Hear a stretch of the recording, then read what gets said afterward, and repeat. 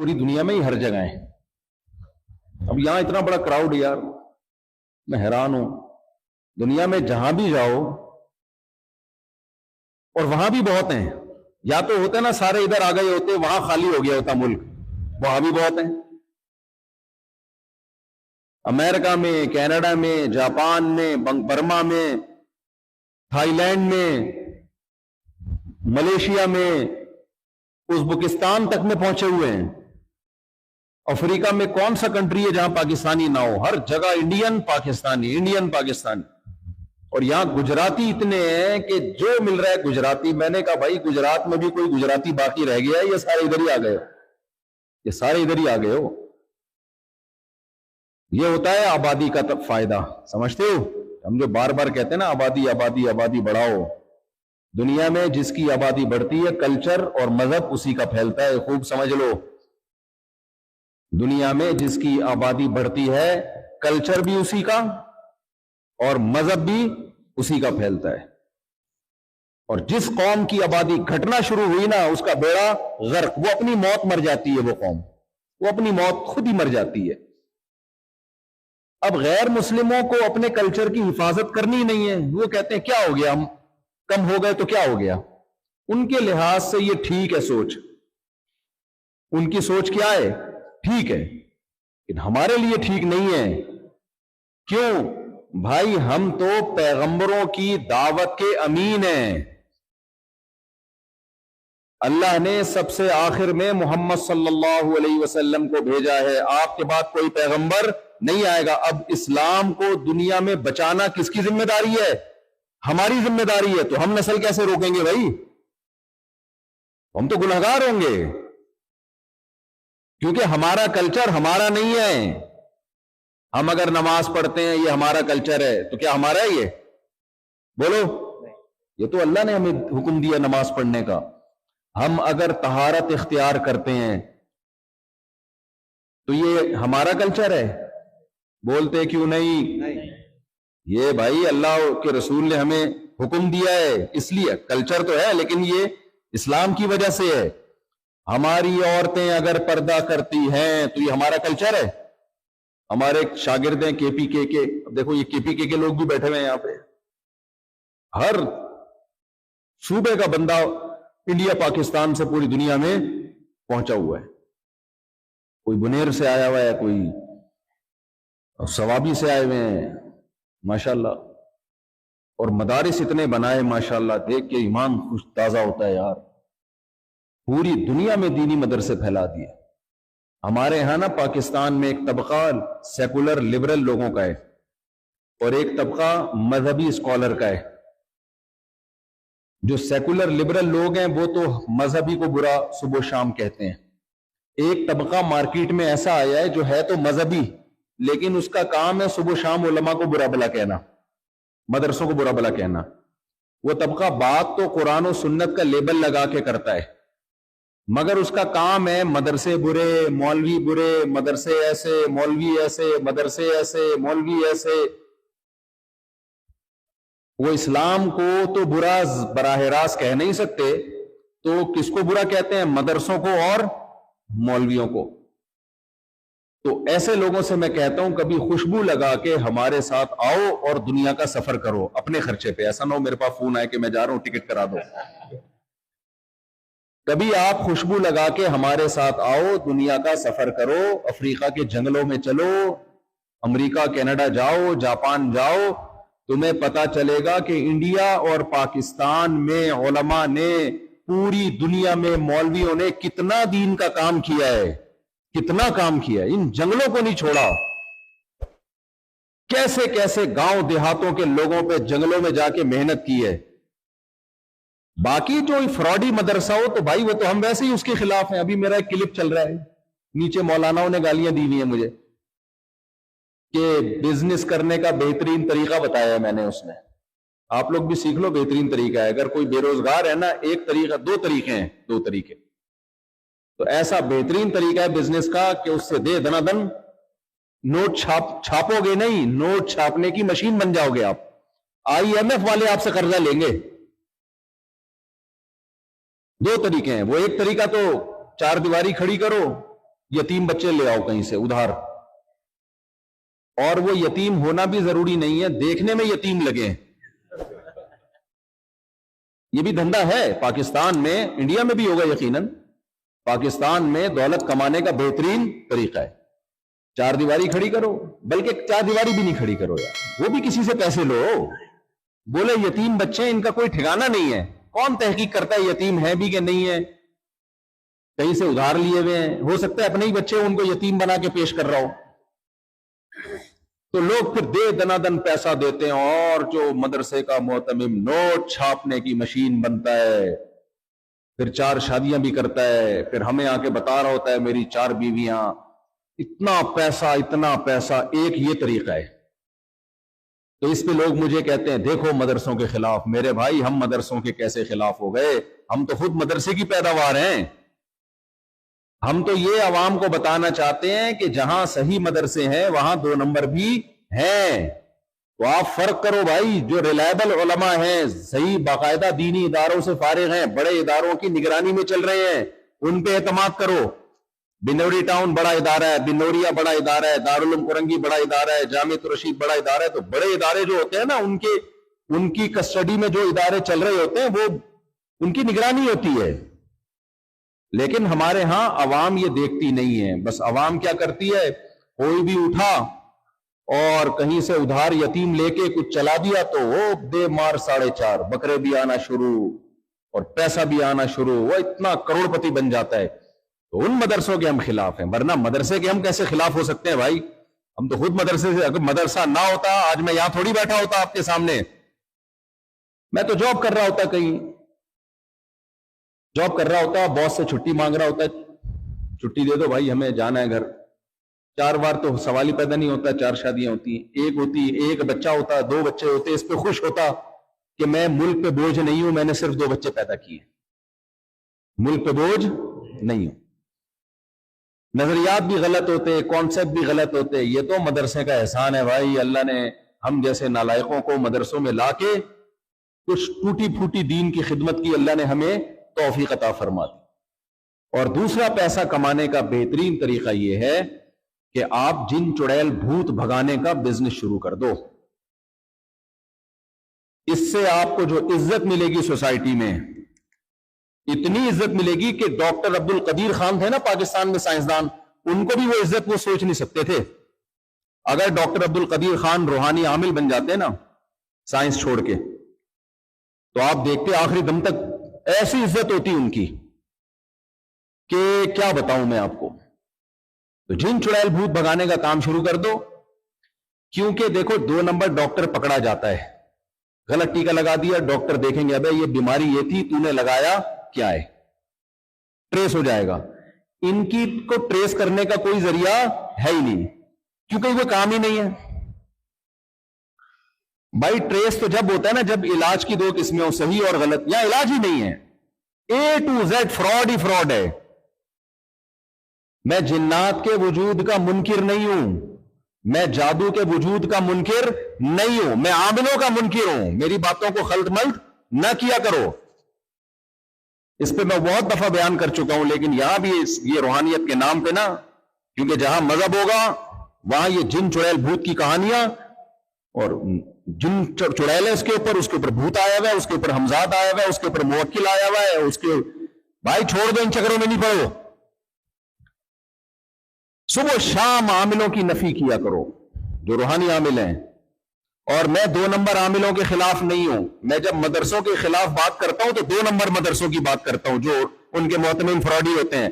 1 number मदरसों की बात नहीं करता, जाहिर कर भी नहीं सकता, दीनी मदारिस इतनी इस्लाम की खिदमत कर रहे हैं। लेकिन जब मैं आमिलों के खिलाफ बोलता हूं तो फिर 2 नंबर आमिलों के नहीं, बल्कि 1 नंबर आमिलों के खिलाफ। 2 नंबर के तो सभी खिलाफ हैं। अच्छा खैर, हम अपना क्या किस्सा लेके बैठ गए भाई। आप लोग बोलोगे मुझसे हम क्या सुनने आए थे, आपने क्या सुनाना शुरू कर दिया। ये भी जरूरी था आपके लिए सुनना।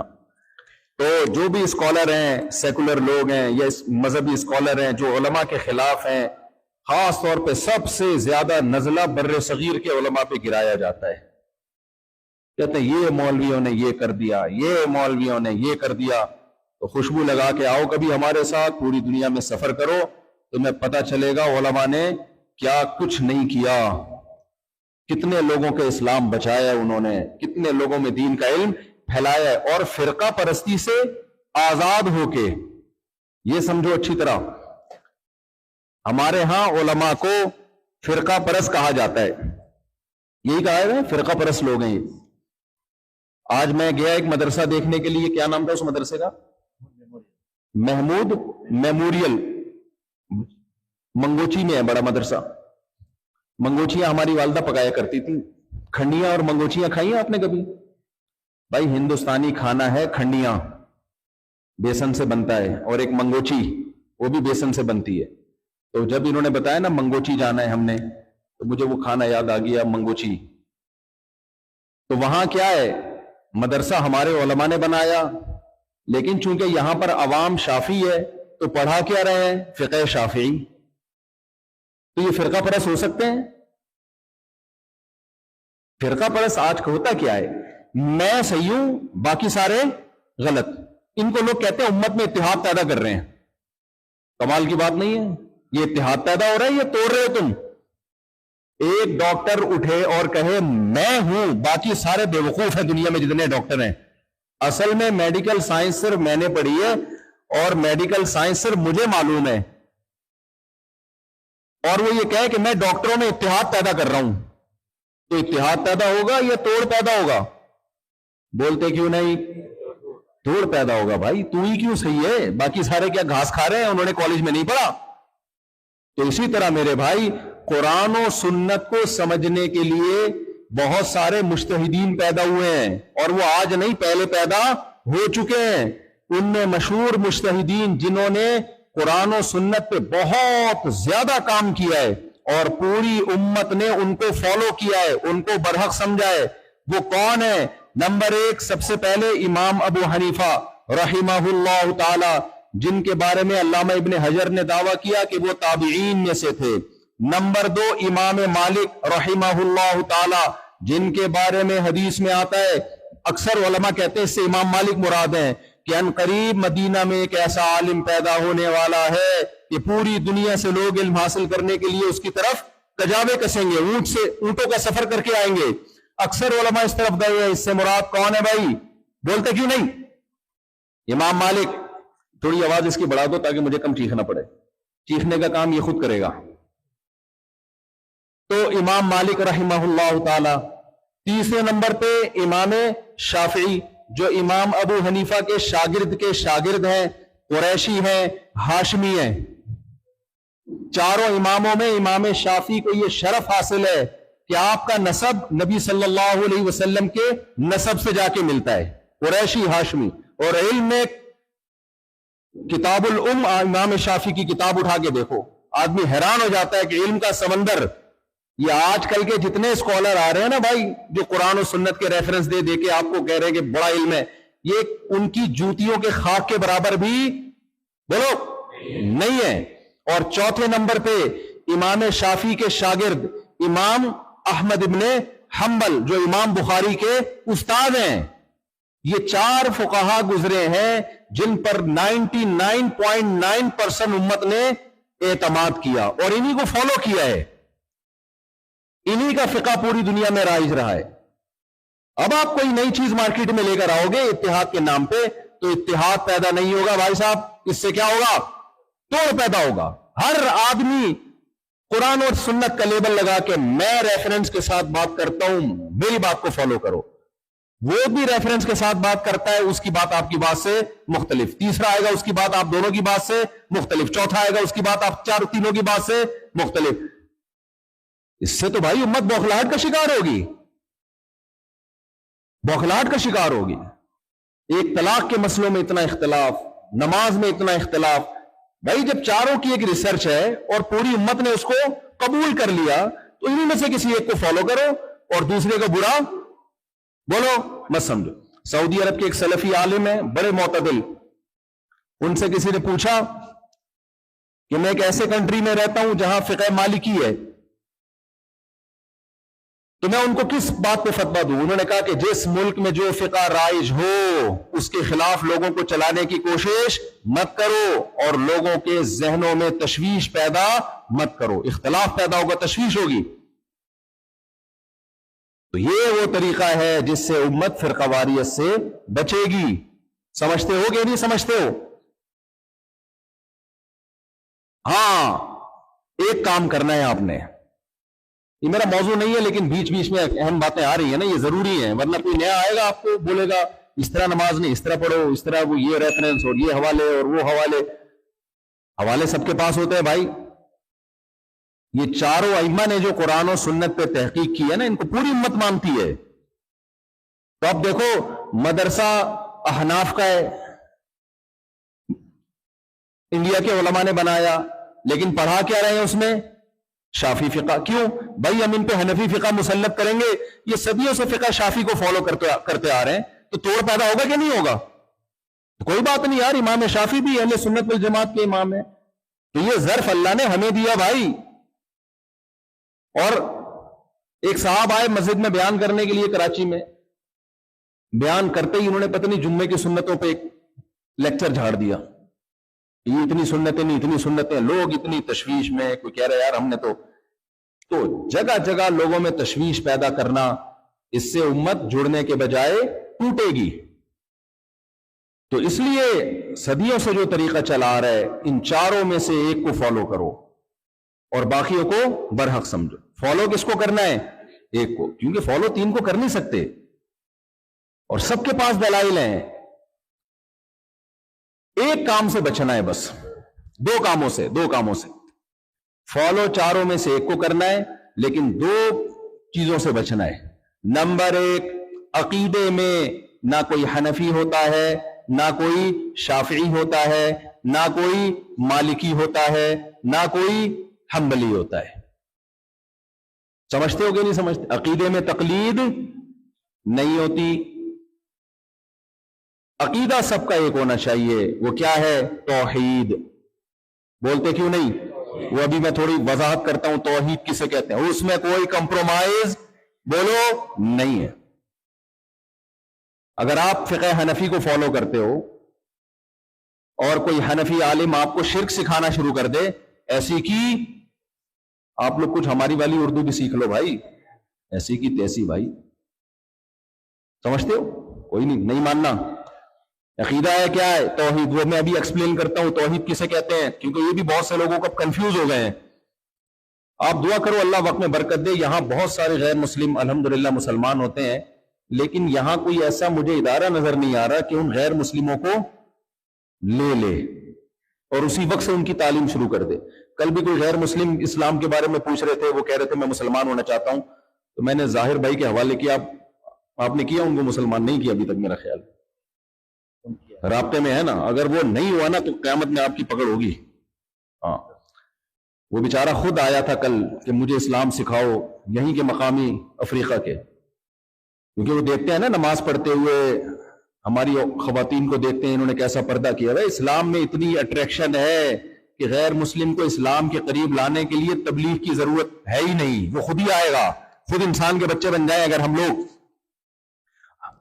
آپ کہو گے ابھی ہم لوگ کس کے بچے نظر آ رہے ہیں آپ کو مفتی صاحب؟ پورے انسان کے بچے بن جائیں تو اسلام میں اتنی اٹریکشن ہے، کیونکہ غیر مسلم بیچارہ بوکھلاہٹ کا شکار ہے. یہ کوئی زندگی تھوڑی ہے کہ کوئی مقصد ہی نہیں ہے. کیا زندگی ان بیچاروں کی؟ شراب پیتے ہیں، زنا کرتے ہیں، بچے پیدا ہو رہے ہیں تو باپ کا نہیں پتا کس کا بچہ ہے، وہ عورت کو چھوڑ کے بھاگ جاتے ہیں جب بچہ پیدا ہو گیا.